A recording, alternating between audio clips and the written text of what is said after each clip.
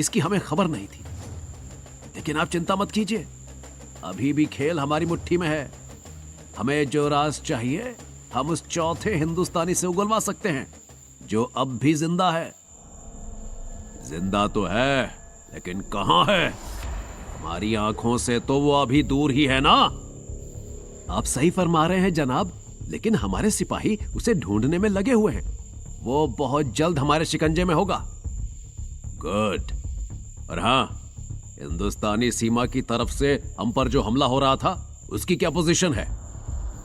हमला जारी है जनाब, और हमारी तरफ से उसका मुंह तोड़ जवाब भी दिया जा रहा है। कंट्रोल रूम से मैं खुद उस हमले की एक एक मिनट की खबर रख रहा हूं। शाबाश। अब पूरा ध्यान अपनी चौकी से गायब हुए उस चौथे हिंदुस्तानी को ढूंढने में लगा दो जो हमें हर हाल में जिंदा चाहिए। और फिर तुरंत लगभग पूरी चौकी उस चौथे हिंदुस्तानी की खोज करने में लग गई। एक सिपाही ने कहा, वो इधर ही भागकर आया था। अगर वो इधर आया है तो यहां से कहीं और जा नहीं सकता, क्योंकि इधर हजारों फुट गहरी खाई में कूदने के सिवा उसके पास कोई रास्ता नहीं है। और जिसे अपनी मौत का जरा भी खौफ होगा ना, वो इस हजारों फुट गहरी खाई की तरफ देखेगा भी नहीं। तो फिर वो कहां गया?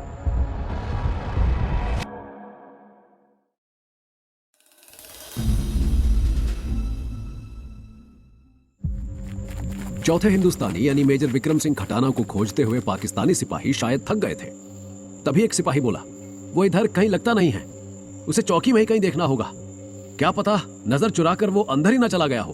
हाँ, हो सकता है, एक दूसरे सिपाही ने कहा, और सभी वापस लौट गए। लेकिन वापस लौटे वे पाकिस्तानी सिपाही नहीं जानते थे कि जिस चौथे हिंदुस्तानी की खोज में वे भटक रहे हैं वो न जमीन पर था और न ही आसमान में, बल्कि वो हजारों फुट गहरी खाई के बीच में लटका हुआ था। उस पतली लेकिन मजबूत स्टील रोप के सहारे, जो अपने सिरे पर बंधे हुक की वजह से ऊपर मौजूद एक चट्टान से अटकी हुई थी। वो मन ही मन सोच रहा था, अगर सही समय पर इस स्टील रोप की मदद से खाई में लटकने का आइडिया ना आया होता तो मैं वहां पाकिस्तानी सिपाहियों की नजर में आ गया होता। और अब मैं ऐसा हरगिज नहीं चाहता, क्योंकि अब मुझे हरभजन की ये बात सिद्ध करनी है कि मैं अपनी दिमाग की बहादुरी से यहाँ के दुश्मनों को मटिया मेट कर सकता हूँ। अपने साथियों का विश्वास और अपनी भारत माँ के सम्मान को बचाने के लिए वो जांबाज भारतीय सिपाही एक पतली स्टील रोप से उस खाई में तब तक लटका रहा जब तक उसे इस बात का यकीन नहीं हो गया कि ऊपर रास्ता साफ है। फिर वो स्टील रोप के सहारे तेजी से चढ़ता हुआ ऊपर आ गया।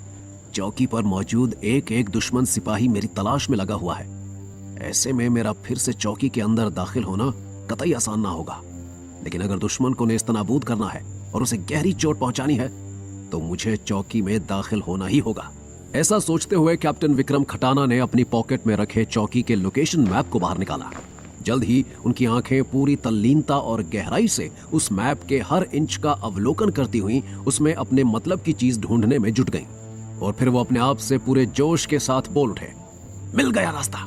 उस ऊंची पहाड़ी पर मौजूद उस इलेक्ट्रिक हाई टेंशन वायर के रूप में, जो बिजली की सप्लाई देने के लिए चौकी के ऊपर से होती हुई चौकी पर बने मिनी पावर स्टेशन तक पहुंच रही है।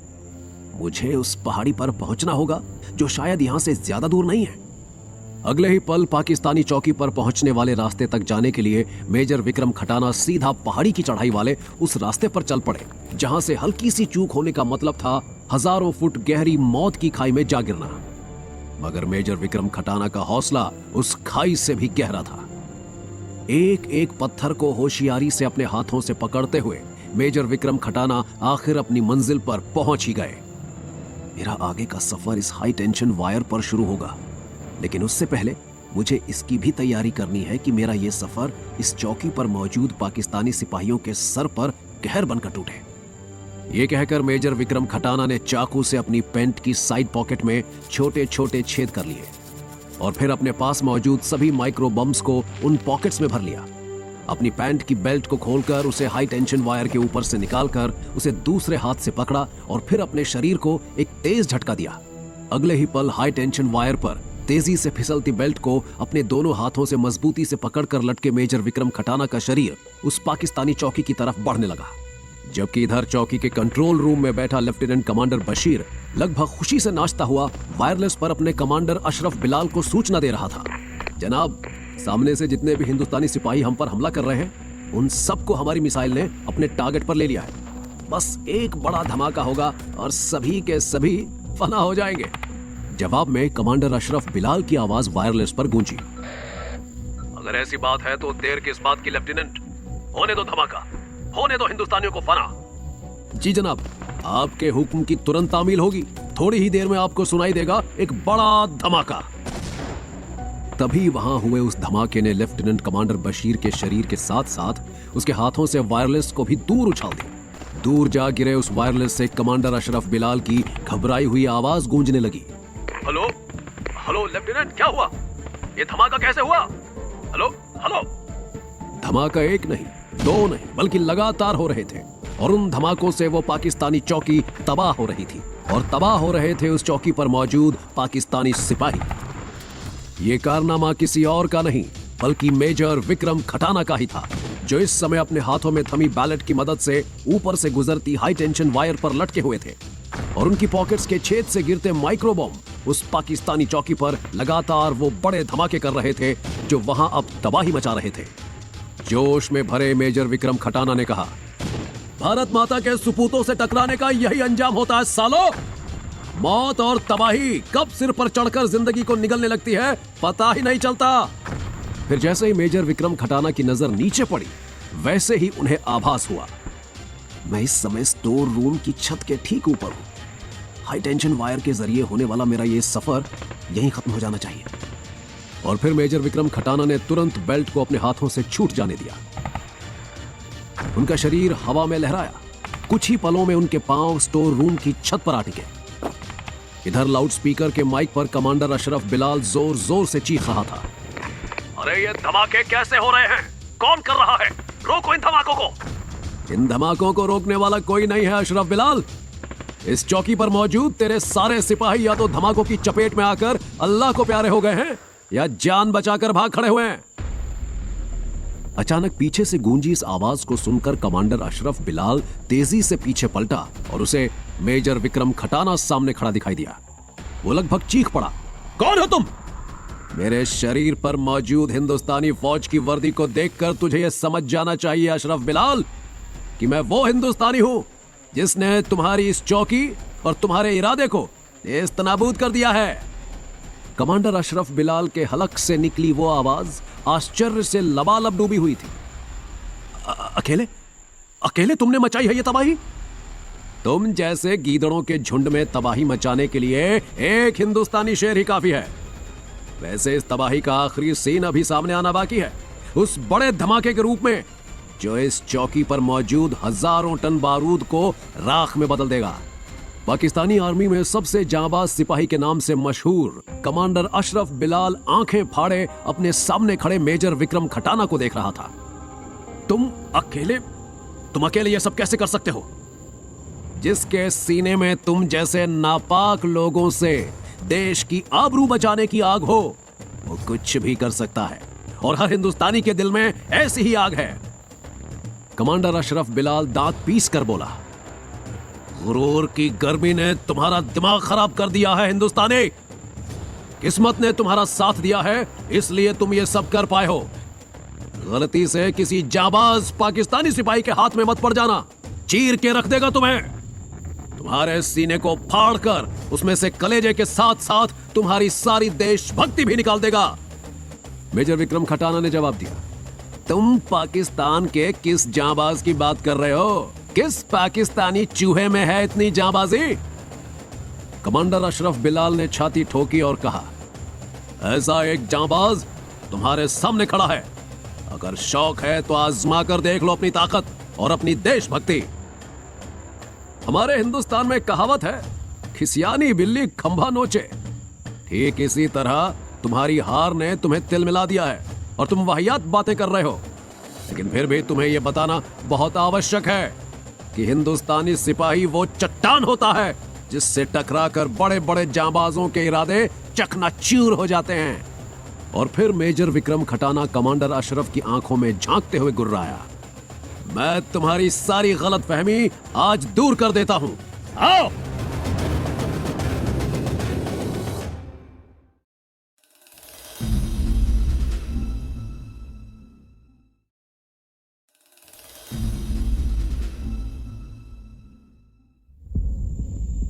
एक दूसरे की ताकत को तौलते हुए मेजर विक्रम खटाना और कमांडर अशरफ बिलाल आमने सामने थे। कमांडर अशरफ ने कहा, मेरी गलतफहमी दूर करने के लिए तूने मुझसे लड़ने का जो इरादा किया है वो तेरी जिंदगी की वो गलती होगी जिस पर तुझे पछताने का भी मौका नहीं मिलेगा। ये कहते हुए कमांडर अशरफ बिलाल वार करने के लिए बिजली की तेजी से उछला, लेकिन वो मेजर विक्रम खटाना के पास पहुंच पाता उससे पहले ही मेजर विक्रम खटाना ने उछलकर अपनी तेज किक उसके सीने पर जड़ दी। वो किसी गेंद की भांति हवा में उछलकर दूर जा गिरा। यही वो क्षण था जब वहां का वातावरण कई विस्फोटों से गूंजने लगा। मेजर विक्रम खटाना के मुंह से बरबस ही निकल पड़ा, स्टोर रूम में 4 मिनट का टाइमर लगाकर मैंने जो माइक्रो टाइम बॉम्ब लगाए थे उनमें धमाका होना शुरू हो गया है।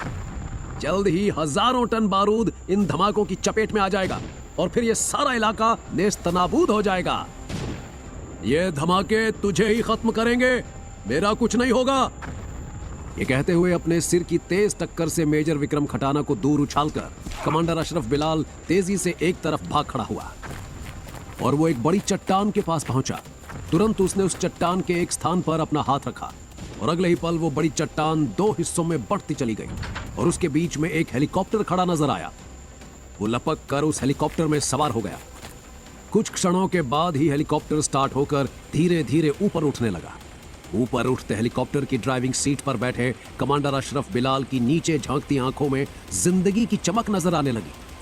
मैं बच गया, अल्लाह का शुक्र है मैं बच गया।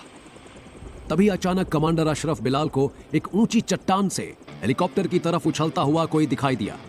वो आदमी पहले हेलीकॉप्टर के बंद होते दरवाजे से लटका और फिर एक झटके में उल्टी कलाबाजी खाकर हेलीकॉप्टर के कॉकपिट में आ पहुंचा।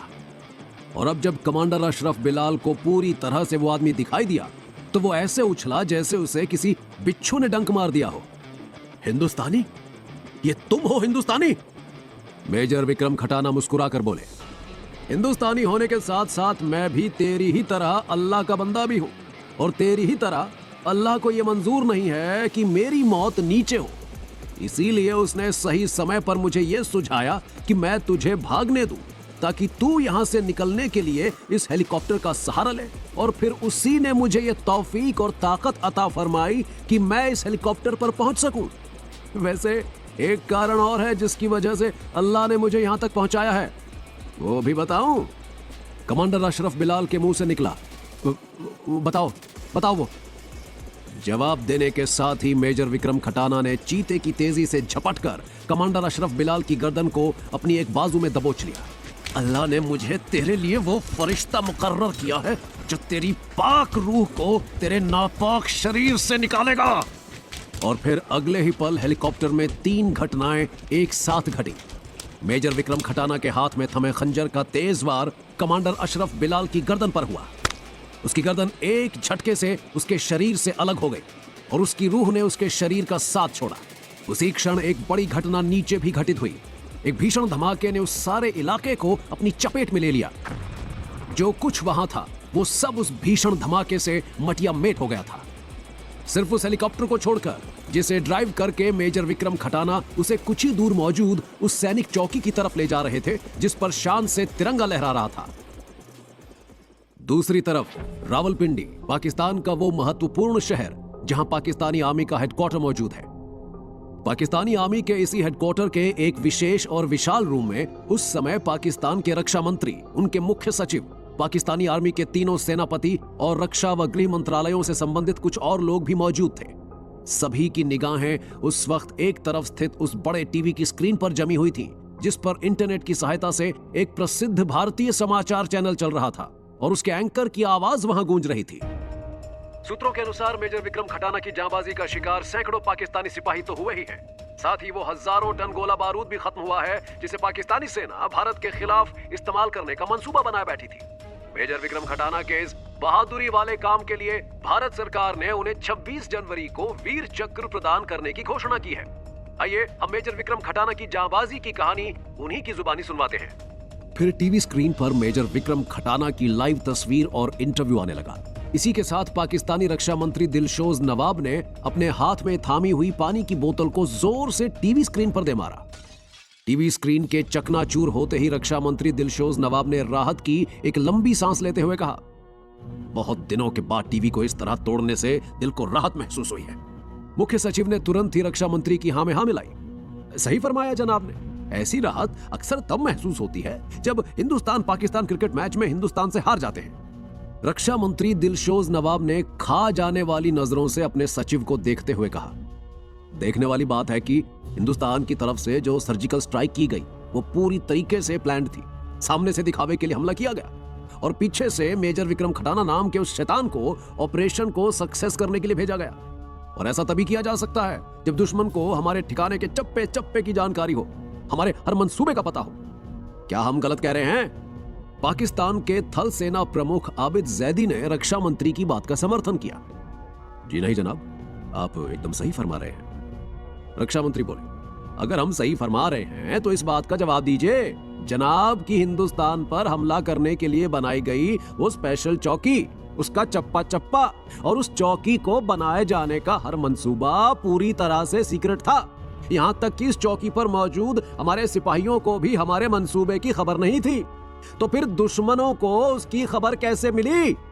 इस स्पेशल रूम में जिसमें कोई खिड़की नहीं है, जिसके दरवाजों और दीवारों का ऐसा साउंड प्रूफ बनाया गया है कि अगर यहाँ बम का धमाका भी हो तो उसकी आवाज बाहर नहीं जा सकती, तो यहाँ बनाए गए किसी मिशन का ब्लूप्रिंट ज्यों के त्यों किसी के हाथ कैसे लग गया?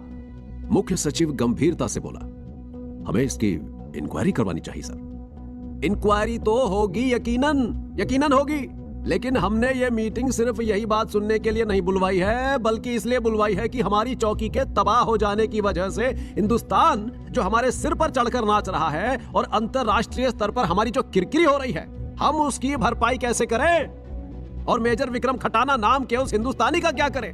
हमारी इंटेलिजेंस एजेंसी ISI की रिपोर्ट के अनुसार जिसे हिंदुस्तान के रिपब्लिक डे यानी 26 जनवरी को न सिर्फ वीर चक्र से नवाजा जा रहा है, बल्कि उसे ऑपरेशन पाक साफ के मिशन की वो फाइल भी सौंपी जा रही है, जिसकी वजह से वो पाकिस्तान को एक बहुत बड़ी चोट पहुंचाएगा।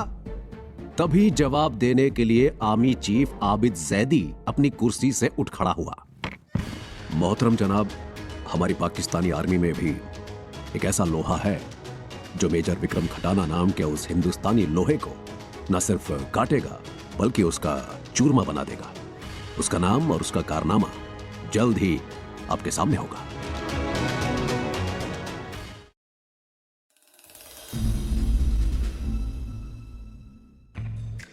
पुलवामा मिलिट्री आर्मी बेस के अंदर मौजूद सेलिब्रेशन हॉल, कश्मीर की वादियों में मौजूद पुलवामा आर्मी बेस का सेलिब्रेशन हॉल इस समय इंडियन आर्मी के उन सिपाहियों से भरा हुआ था जो खुशियां मनाने में व्यस्त थे। कारण था उनके बेस के बहादुर सिपाही मेजर विक्रम खटाना का नाम भारत के सबसे बड़े बहादुरी पदक वीर चक्र के लिए सिलेक्ट होना। इस सेलिब्रेशन में शामिल हर छोटा बड़ा सिपाही मेजर विक्रम खटाना को बधाई देने से नहीं चूक रहा था। तो वहीं ठीक उसी समय उस मिलिट्री बेस के एंट्रेंस गेट पर मौजूद हथियारबंद सिपाहियों के सामने पहुंचे 55-60 साल के उस व्यक्ति को एक सिपाही प्यार से समझाने का प्रयास करते हुए कह रहा था, देखिए, हमने माना कि आप मेजर विक्रम खटाना के पापा रमेश खटाना हैं। आपने हमें अपनी सारी आइडेंटिटीज भी दिखा दी हैं, लेकिन फिर भी हम आपको अंदर नहीं जाने दे सकते क्योंकि ये बहुत ही सेंसिटिव मिलिट्री बेस है। यहां बहुत रेयर केस में ही किसी सिविलियन की एंट्री हो पाती है।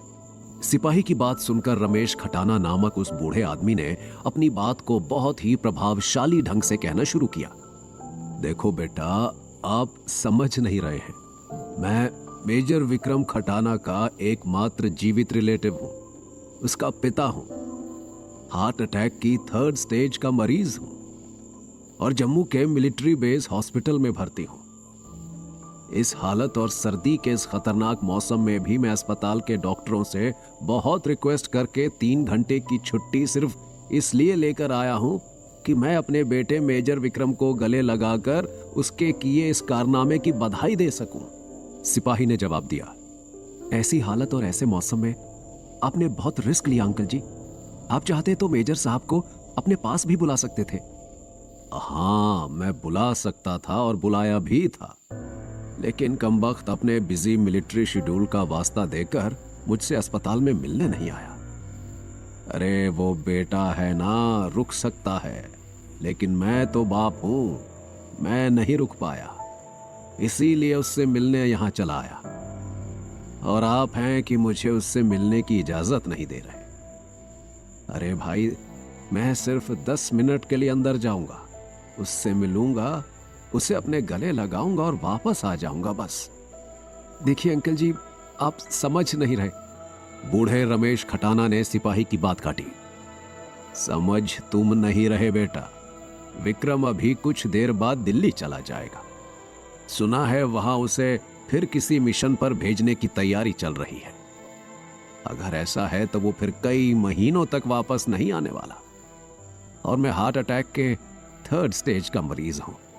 इस बीच डॉक्टरों का कहना है कि मुझे किसी भी समय कोई मेजर हार्ट अटैक आ सकता है और फिर शायद मेरी जान ना बचे।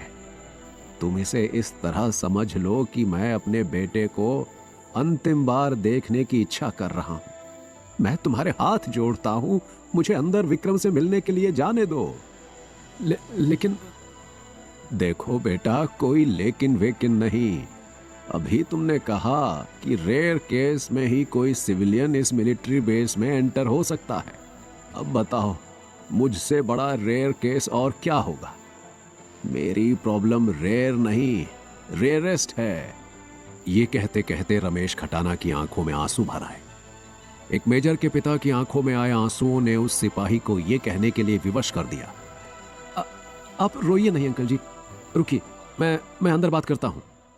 सेलिब्रेशन हाउस में अपने फौजी साथियों के साथ मौज मस्ती करते मेजर विक्रम खटाना के पास base commander chief Suresh Rana पहुंचे और उसके कंधे पर हाथ रखकर बोले, आपके पापा आपसे मिलना चाहते हैं। वे बेस के एंट्रेंस गेट पर खड़े हैं। यह सुनकर मेजर विक्रम खटाना चौंक पड़े। ओ माय गॉड, आखिर पापा ने अपनी जिद पूरी कर ही ली। जम्मू मिलिट्री बेस हॉस्पिटल के अस्पताल से उन्होंने मुझे फोन किया था। उन्होंने कहा था कि अगर मैं उनसे मिलने अस्पताल नहीं पहुंचा तो वे स्वयं मुझसे मिलने यहां बेस पर आ जाएंगे। और लीजिए, वो मुझसे मिलने यहां पर आ ही गए। न मौसम देखा और न अपनी हालत।